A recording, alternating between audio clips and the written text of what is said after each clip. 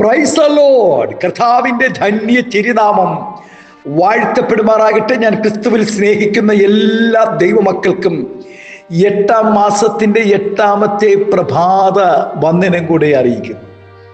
ലോകമെമ്പാടുമായിരുന്നു കൊണ്ട് ഈ വചന സന്ദേശത്തിൽ പങ്കാളികളാകുന്ന എല്ലാ ദൈവദാസന്മാർക്കും വാത്സല്യ കുഞ്ഞുങ്ങൾക്കും എൻ്റെ ഹൃദയത്തിൻ്റെ ആഴമേറിയ നന്ദിയും സ്നേഹത്തെയും പ്രാർത്ഥനയും അറിയിക്കുന്നു.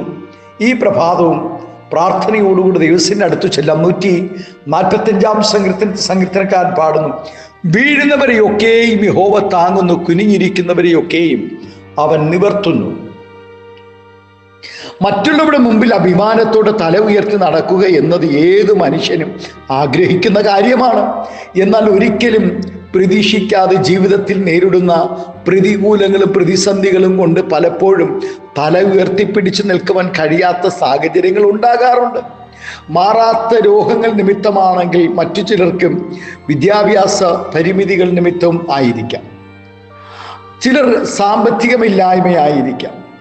മറ്റു ചിലർക്ക് നല്ല ഭവനമില്ലാത്തത് കൊണ്ടും ആയിരിക്കാം. വിഷയം എന്തു തന്നെ ആയാലും ദൈവത്തിൻ്റെ മുമ്പാകെ അനുതാപത്തോടെ കരച്ചിലോടുകൂടി വീഴുന്നവരെയൊക്കെയും അവിടെ നിന്ന് താങ്ങുകയും അവരുടെ തല ഉയരുവാൻ കഴിയാതെ എവിടെയൊക്കെ തല കുമ്പിട്ട് നിന്നുവോ അവിടെ അതേ ഇടത്തു നിന്ന് അവരുടെ തല ഉയർത്തി അവരെ മാനിച്ച് അനുഗ്രഹിക്കുകയും ചെയ്യുന്ന ഒരു ദൈവത്തെക്കുറിച്ചാണ് ഭക്തൻ ഇവിടെ പാടുന്നത്. സമൂഹത്തിൽ നല്ല നിലയും ഉള്ളവനും മാന്യനുമായിരുന്നു യാക്കോബ്. ഒരിക്കൽ യാക്കോബ് ശെഖേമിൽ പാർക്കുമ്പോൾ തൻ്റെ മകൾ ദീന ആ ദേശനിവാസികളുമായി ഇടപഴകുകയും ആ ദേശത്തിലെ പ്രഭുവിൻ്റെ മകനുമായി യോഗ്യമല്ലാത്ത ബന്ധത്തിൽ ഏർപ്പെട്ട് വഷളായി തീരുകയും ചെയ്തു. അതേ തുടർന്ന് അവളുടെ സഹോദരന്മാരായ ശിമയോനും ലേവിയും ആ ദേശനിവാസികളെ കൊന്നുമുടിക്കുകയും അവരെ കൊള്ളയിടുകയും ചെയ്തു. യാക്കോബിന്റെ ഈ 3 തലമുറകൾ നിമിത്തം അവൻ ആ ദേശത്ത് അപമാനിക്കപ്പെട്ടു തലകുമ്പിട്ട് നിൽക്കുവാനിടയായി. ഈ ദേശനിവാസികളുടെ ഇടയിൽ നിങ്ങൾ എന്നെ നാറ്റിച്ച് വിഷമത്തിലാക്കിയെന്ന് താൻ പറയുവാനിടയായി. കൃപ നഷ്ടപ്പെട്ട മക്കൾ നിമിത്തവും അവരുടെ ദുഷ്പ്രവൃത്തികൾ നിമിത്തവും തല കുനിയേണ്ടി വന്ന യാക്കോബിന്റെ അവസ്ഥ വളരെ ദയനീയമാണ്. ഇങ്ങനെ മക്കൾ മുഖാന്തിരം ഞാനടക്കം എത്രയോ ദൈവദാസന്മാർ ഈ പ്രഭാതവും വേദനയോടുകൂടെ ദൈവസന്നിധിയിലായിരിക്കുന്നു.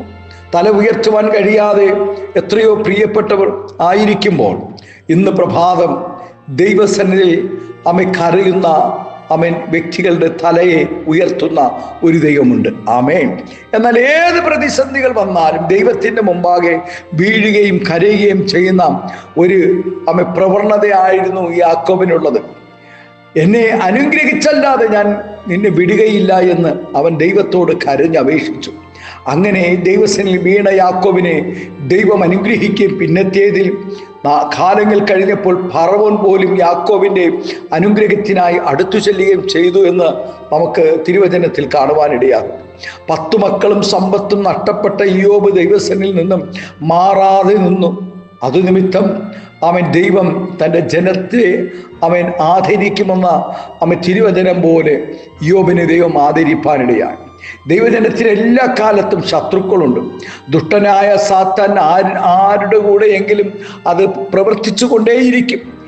ദൈവമക്കളെ തകർത്തു കളയുവാൻ ശ്രമിച്ചു കൊണ്ടിരിക്കും എപ്പോഴും. അവൻ കുറ്റമില്ലെങ്കിലും അത് നിമിത്തം അവഗണന അനുഭവിക്കുന്നവരും മറ്റുള്ളവരുടെ മുമ്പിൽ തലകൊമ്പിട്ട് നിൽക്കുവാനിടയാകും.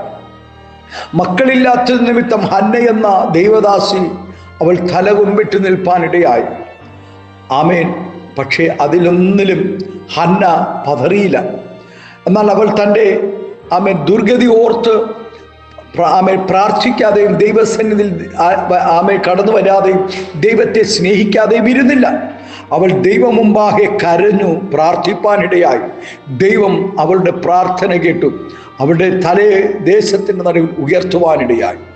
ഈ പ്രഭാതം ഈ ശബ്ദം ശ്രവിക്കുന്ന ദൈവവൈതരെ പലവിധമായ ഭാരങ്ങളിൽ കൂടെ, പലവിധമായ പ്രയാസങ്ങളിൽ കൂടെ, ഇല്ലായ്മയുടെ കൂടെ ചിലപ്പോൾ സാമ്പത്തിക ബാധ്യതകളായിരിക്കാം, കടഭാരങ്ങളായിരിക്കാം, ഏത് ശൂന്യതയുടെ നടുവിലാണ് നീ ഇന്ന് പകൽക്കാലം തല ഉയർത്തുവാൻ കഴിയാതെ നിൽക്കുന്നെങ്കിൽ ഇന്ന് പകൽക്കാലം പ്രാർത്ഥിപ്പാൻ തയ്യാറാണോ? നിന്റെ തലയെ ദൈവം ഉയർത്തുവാനിടയാകും. കുഞ്ഞെ, ഭാരപ്പെടണ്ട. നിന്റെ തല എവിടെയൊക്കെ കുനിയുവാനിടയായിട്ടുണ്ടോ അതേ ഇടത്ത് തല ഉയർത്തി നിൽക്കുന്ന നാളുകളിലേക്ക് ദൈവം നിന്നെ മാറ്റും, കരം പിടിച്ചുയർത്തും. യോസഫ് ഒരിക്കൽ മനുഷ്യരെ വിൽക്കുന്ന അടിമയായി വിൽക്കുന്ന ആ ചന്തയിൽ തല കുമ്പിട്ട് നിൽക്കുവാനിടയായി.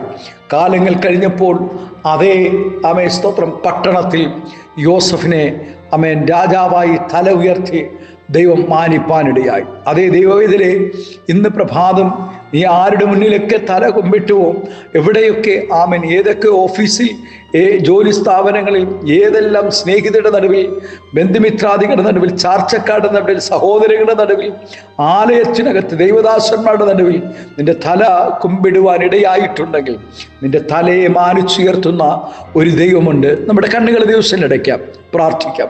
സ്വർഗീയ പിതാവേ, സ്നേഹവാനായ ഞങ്ങളുടെ നല്ല ദൈവമേ, അനുഗ്രഹവും പ്രശാന്തവുമായ നല്ല പ്രഭാതത്തിനായി നന്ദി നിറഞ്ഞ ഹൃദയത്തോടെ സ്തോത്രം ചെയ്യുന്നു.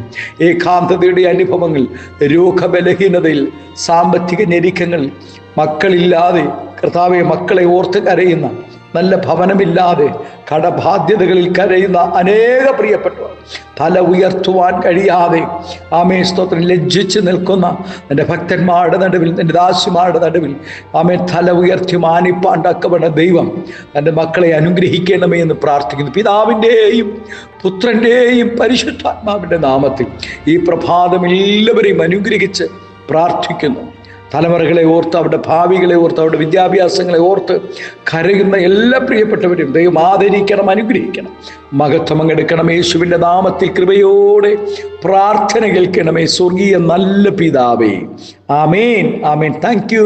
God bless you. ദൈവം എല്ലാവരെയും ഈ പ്രഭാതം ധാരാളമായി അനുഗ്രഹിക്കട്ടെ. Thank U.